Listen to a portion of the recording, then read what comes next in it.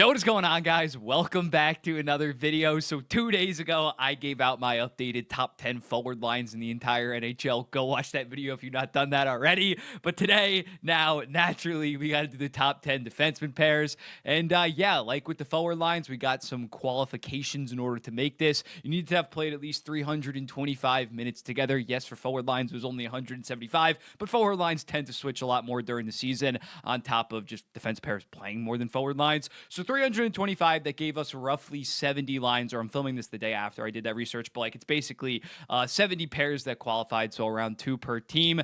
And yeah, we're going to dive into it. We're going to start with number 1 and work our way down like we did with the forward lines, because I think the top 4, top 5 should be pretty consensus. Like you could shuffle them around, and I understand your point of view, but there is a pretty clear top 5.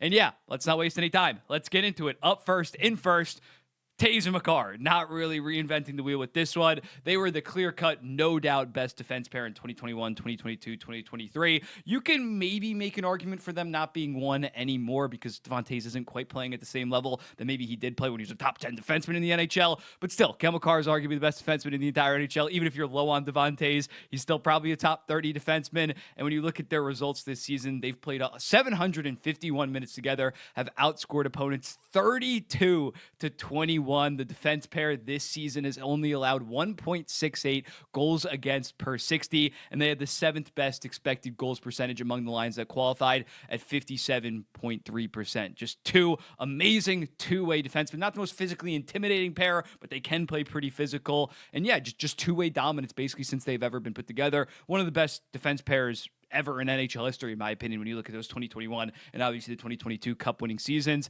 And they're still pretty damn elite. No doubt should be in your top 3 if you're doing a defenseman pair list. Next up, Hughes and Philip Hronek. Definitely more so on Quinn Hughes, who has been the best defenseman pretty much without a doubt the last year and a half in the NHL. I'm not saying he's better overall than Cale Makar. It's definitely a debate. But over the last year and a half, Quinn Hughes has been a monster. Philip Hronek has been that ideal right-handed partner for Quinn Hughes that he didn't have for a couple seasons and has helped elevate him to be that best defenseman in the NHL. When you look at their goals percentage this season, it's not dominant. It's only 56.4%, good for 19th among the lines that qualified, but it is the Canucks, who have been an extremely middling team. I think they actually have a losing record once you factor in their like 10 overtime and shootout losses, but their expected goals have been great. 60.4% leads the entire NHL among those pairs that qualified. Yeah, you got Quinn Hughes finally having a respectable defenseman partner that can sit back a little bit more and let Quinn Hughes absolutely cook, and obviously Quinn Hughes is great defensively as well. As a result, they fit at number 2. Number 3, Ekholm and Bouchard. We get to more into the standard defense pair partners of that one great offensive defenseman, Evan Bouchard. I know he gets a lot of criticism to a degree, given some of his lackadaisical turnovers and effort at times, but he's still an amazing offensive talent. Without a doubt, a top 10 offensive defenseman in the entire NHL. Yes, he plays with a lot of talent, but you don't put up one of the best playoff runs in terms of a defenseman of recent memory of the 21st century without being damn talented in your own right, as well as Ekholm being that more so stay-at-home defenseman that still can offer a lot of offense. Last year, he still had like 38 even strength points or something ridiculous like that. Yeah, they got their defenseman that locks it down. Evan Bouchard can get up on the rush and kind of create a ton of offense. And as a result, their underlying numbers have been fantastic the last couple of years. This year, they're second in the entire NHL in expected goals, only behind the Hughes and Hronek pair at 60.1%. They've outscored opponents 40-28 this season in 856 minutes.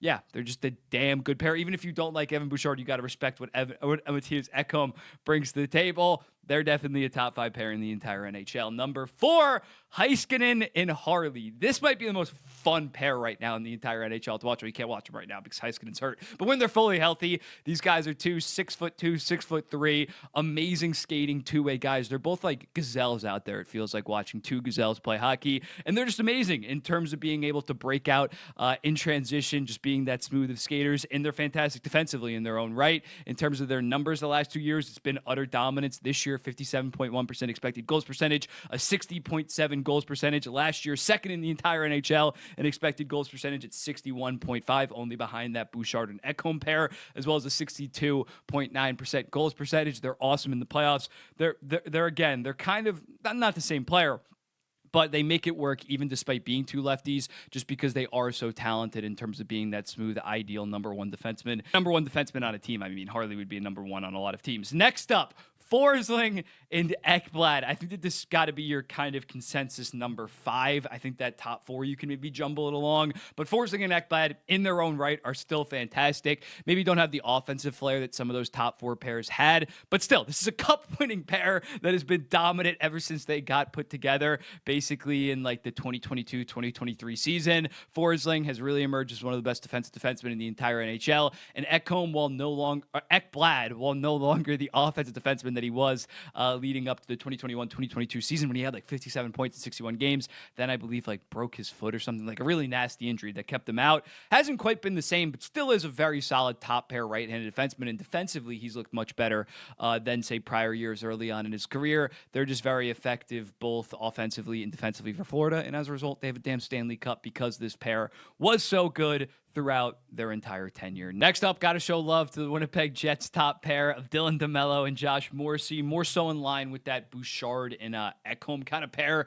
of that physical defenseman and Dylan DeMello, who has really developed nicely in Winnipeg and has just been locked down in terms of their team, as well as Josh Morrissey, that high-flying offensive skating defenseman that has also developed a lot defensively in recent years, like 2022, 2023. When he burst onto the scene, he was kind of an all-offense defenseman. No, now he's really rounded out his game, and as a result, this has led to Winnipeg being such an effective team in their 845 minutes. They have a 53.4% expected goals percentage. In their expected goals against per 60 has gone down from 2.6 last year to 2.3 this year, and as a result, Winnipeg might end up winning the President's Trophy, probably going to be the number 1 seed in the Western Conference. Vegas Golden Knights, Noah Hannafin and Alex Pietrangelo. In terms of like pure talent, this is probably a top 5 pair.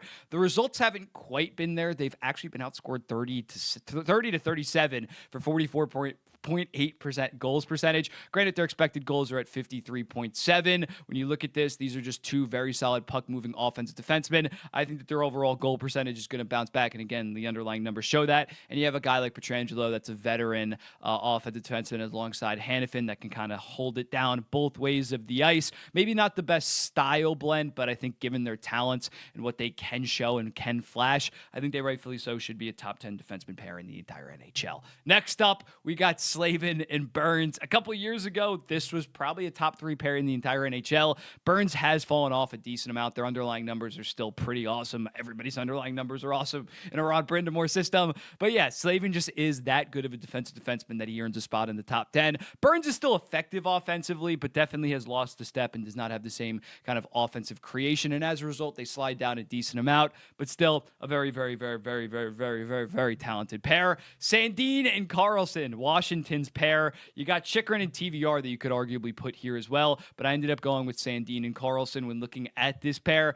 They've been awesome. Sandin came over in 2023. He had a little bit of a rough first year, but has really stepped up in a big way, especially defensively, taking massive steps. He was kind of viewed as more so of an offensive defenseman that Toronto didn't really have a need for. He stepped up in a big way defensively, and John Carlson is reliable as ever. No longer that point per game kind of offensive potential, but still 50 to 60-ish points and much better defensively than, say, in prior years. And just Spencer Carberry has been able to utilize this pair damn effectively, and as a result, they're in the top 10. And then lastly, I got Dahlin and Byram, 2 lefties again, but just 2 uber talented lefties that Bowen Byram can play on the right side. And yeah, when you look at this pair offensively, they've been good. 7th most goals per 60 among the pairs that did qualify. And as of right now, in terms of their pure goal percentage, they've outscored opponents 28 to 15 on the Buffalo Sabres, who have been one of the most disappointing teams and just straight up one of the worst teams in the entire NHL. They've been able to overcome the Buffalo-ness of their team and have been very effective and have just been dominating teams. And Dahlin is a top 5 defenseman in the entire NHL. Bowen Byram, as much as I'd love him to go to a different team and become a number 1 or something like that on the left side or a top pair, he's been very effective on that right side, and this pair has been damn good. Let's run through it again. Colorado's takes the number 1 spot. Vancouver, Edmonton, Dallas, Florida, Winnipeg, Vegas, Carolina, Washington, and Buffalo. Let me know in the comments, what do you think about this list? Who would you move up? Who would you move down? I've already done top 10 goalie tandems. I don't know if I remember if I did that on YouTube or Instagram. It's definitely on my Instagram. But I'll be seeing you in the next one. Peace.